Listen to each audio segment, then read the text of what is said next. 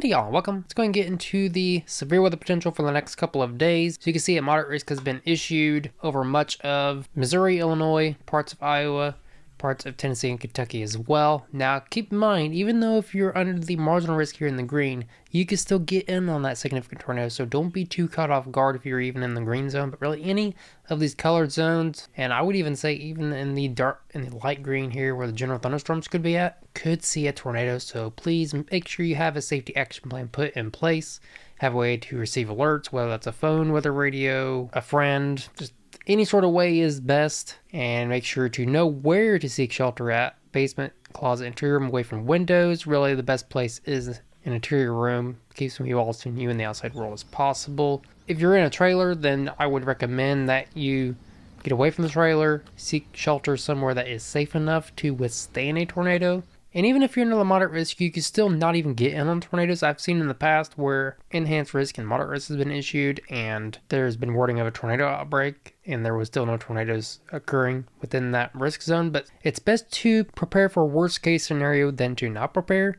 But you'd be grateful that you did. So we can see here the wording, the timing is going to be during the afternoon hours into early morning hours of Saturday within the whole entire moderate risk and enhanced risk zones. So please be aware that could be coming in on a potential severe weather outbreak today as well as tomorrow. Tomorrow's looking to be much of the same story, and I'm thinking it's going to be even worse than on Friday, and I'll explain why here in a little bit. So let's go ahead and get into the timing here on the NAM 3 kilometer. Now we'll get into the fundamentals of why the moderate risk has been issued and what goes into why they issued that. So let's go ahead and get into that timing. Now nothing's going to be occurring today, of course. As we move into tomorrow, it's going to be getting started at right around 4 o'clock Eastern time. It's right around 3 o'clock Central and lasting all the way into right around 10 o'clock. That's the timing of when this squall line is going to roll through. And that's going to turn into more of a multicellular event in southern Illinois into far eastern Missouri. This is when I think the greatest chance of seeing a tornado is. And of course, further east it goes, it's going to start to weaken. But keep in mind, isolated tornadoes can still happen outside of the moderate risk and enhanced risk zones. So again, I'll repeat myself. 3 or 4 o'clock Central Time, it's going to be a linear system, mainly bringing high winds. And then it's going to turn cellular at right around 10 o'clock Central. And it's when some tornadoes could be occurring. And then it's going to start to weaken down and mainly turn into a big old heavy rain event, and could be seeing a lot of high winds along with any of these storms that roll through during the early morning hours of Saturday. Now let's zoom in here to where that moderate risk zone is at, and I'm going to show y'all the significant tornadic parameters. What this indicates is where the greatest chance of seeing a tornado at, basically where the greatest ingredients for tornadic activity could be at. Now keep in mind, even though the parameters are maxed out, that don't mean a tornado is going to happen within this whole entire area. You can still get a 10 out of 10 on the tornadic parameters, or even 11 out of 10. Even then, you can still not even get in on it, because if a supercell is not interacting with that favorable environment, then you got nothing out there. But in this case, there is going to be some supercells interacting with that favorable tornadic environment. I would say prepare from 7 o'clock Central to right around 11 o'clock Central on the safe side if you live within this area right here. And we can see the other fundamentals behind it. The temperatures, we're working with a very warm, unstable environment, right around 70-degree temperatures. It's been very nice here as of late. I've been getting out and enjoying these nice warm temperatures here lately, and I'm sure most of y'all have been too. And we're going to be working with that very moist environment with that right around low 60-degree dew points.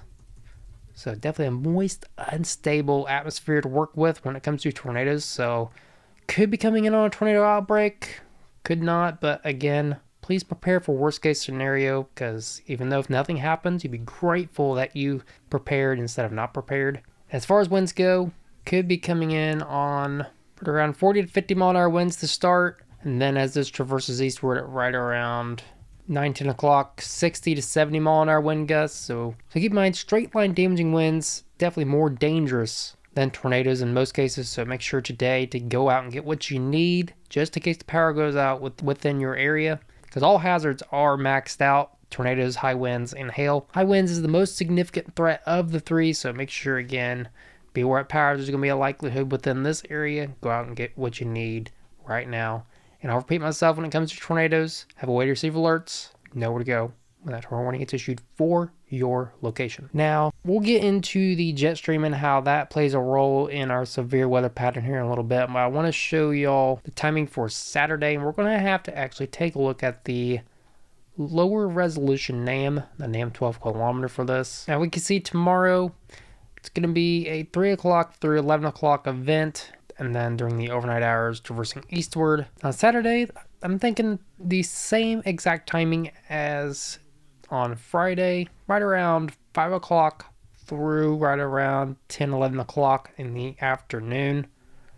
And as we zoom into the deep south where the moderate risk has been issued, we take a look at the NAM 3 kilometer to take a look at the significant tornado parameters. We can see it's even more maxed out than it is on Friday. And we can see at right around 6 o'clock in the afternoon, this is right around 5 o'clock, going to be having some cellular storms rolling through that favorable tornadic environment. Saturday could be an even more significant day than on Friday. Why I'm saying this is because Dixie Alley sees higher moisture due to it being closer to the Gulf. And we can see 70-degree dew points right around this time and building up to the event even higher than that. And the temperatures are going to be even warmer as well, near 70 to almost 80-degree temperatures. So it's definitely a more moist, unstable environment on Saturday than on Friday. But again, both days prepare for worst case scenario, because even if nothing happens, you'd be grateful that you did.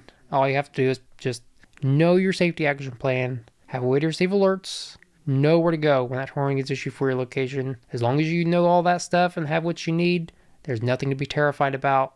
Even if nothing happens, you'd be grateful that you did. Now, as far as wind gusts go, my straight line winds can be more dangerous than tornadoes. We see the winds ain't going to be as strong as here on Friday. I think Friday's mainly going to be a straight line event with some embedded EF2 or greater tornadoes. But on Saturday, I'm thinking central Tennessee to eastern Tennessee could be getting in on the worst of the winds, right around 50 to 60 mile an hour wind gusts. So again, prepare for power outages again on Saturday.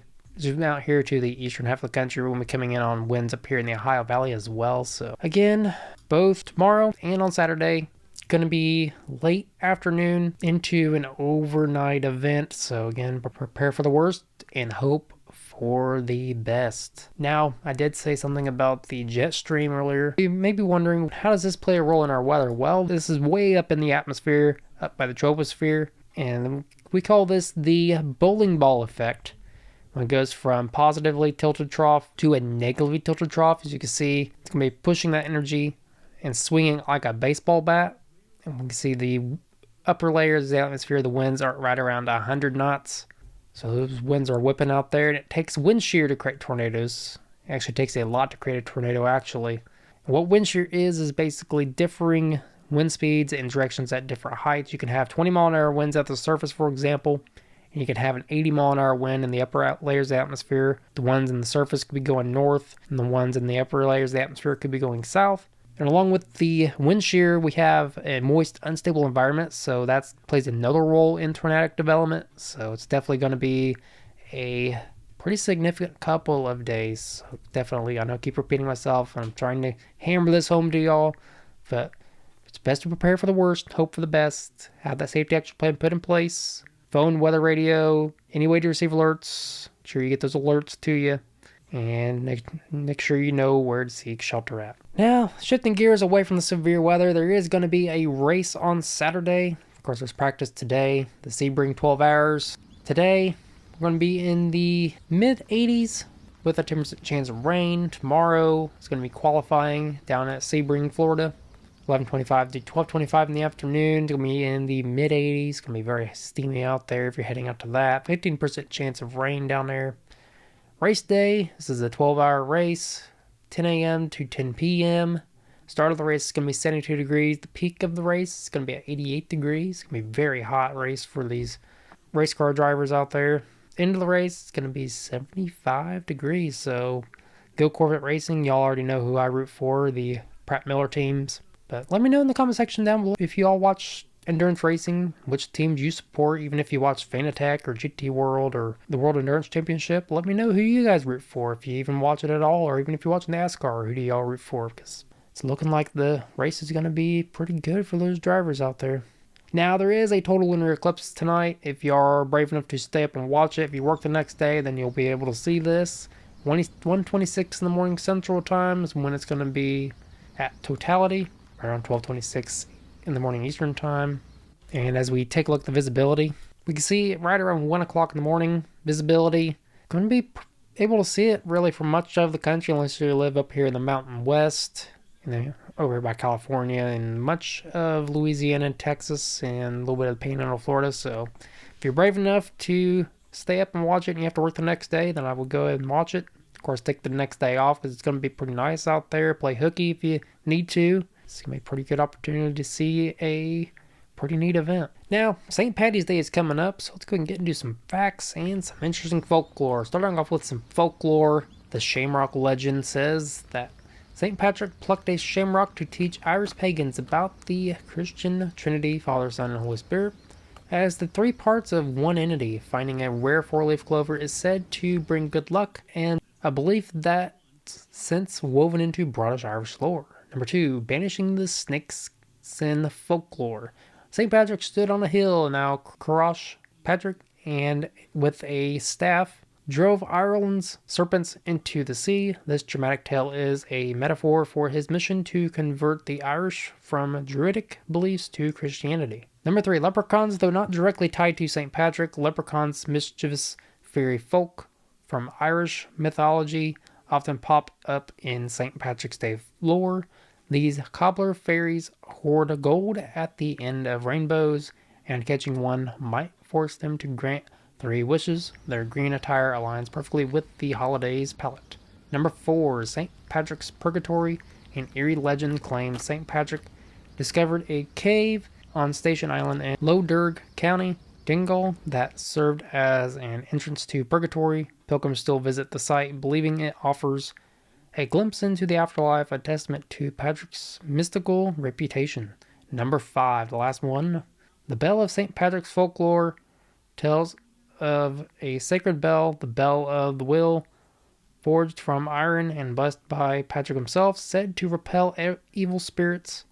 It's now housed in the National Museum of Ireland, a relic of his enduring legacy. Now, some facts about St. Paddy's Day. Who was St. Patrick? Patrick, the patron saint of Ireland, wasn't actually Irish.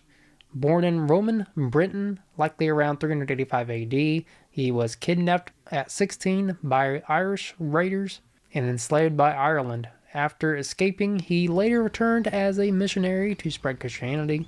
His real name is believed to be Mauen Sucat.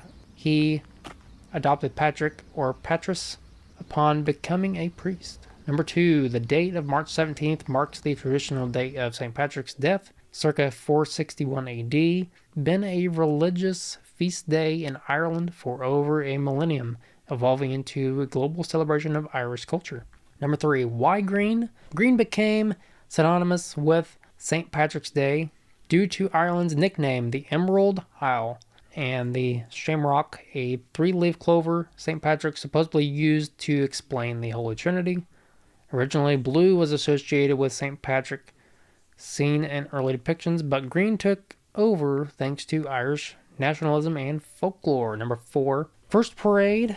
The first St. Patrick's Day parade wasn't in Ireland. It was actually in America.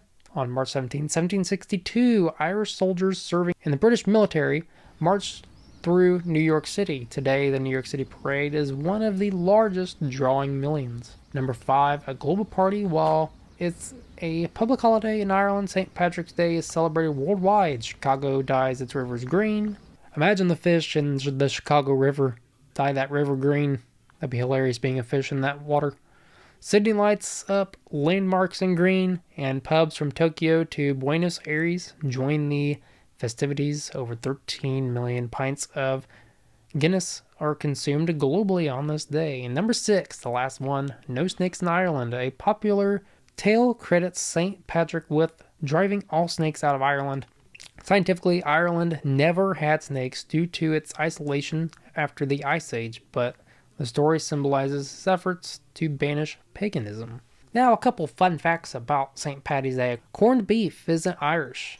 Despite being a St. Patrick's Day staple in the US, corned beef and cabbage was popularized by Irish immigrants in America who adopted it from Jewish neighbors. In Ireland, bacon or lamb was more traditional. Now, of course, you got the pinching tradition, not wearing green. Of course, you can see you got the red on here.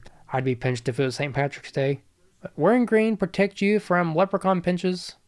Folklore says they pinch those not honoring the day with proper color, and of course there is some folklore about that as well. Now, the reason why we pinch other people on St. Paddy's Day for not wearing green is actually more American than it is Irish. And it's tied to leprechaun folklore. Green supposedly hides you from their pinches, so skipping it makes you a target. Irish American communities turned this into a playful custom in the 20th century as the holiday became a big secular party. It's also about luck. Green means good fortune and a fun way to enforce the festive vibe. So it has no ties to the old Irish ways. It's just a fun thing that Americans do to celebrate St. Paddy's Day. And it's also just good luck if you wear green in the first place on St. Paddy's Day. So just wear green. It's good luck anyway. So hopefully y'all enjoyed today's little weather forecast. Did just a like, share button so more folks are informed about the weather.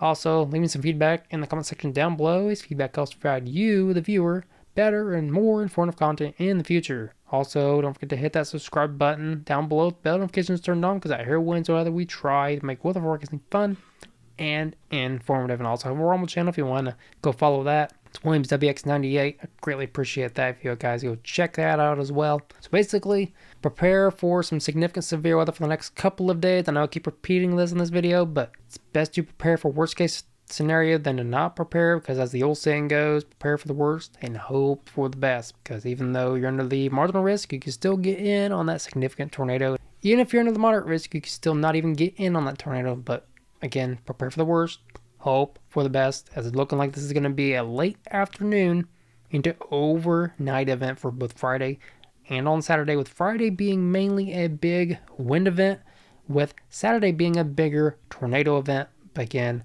prepare for tornadoes on both days. So you can shelter in basement closet to your room away from windows, have a way to receive alerts.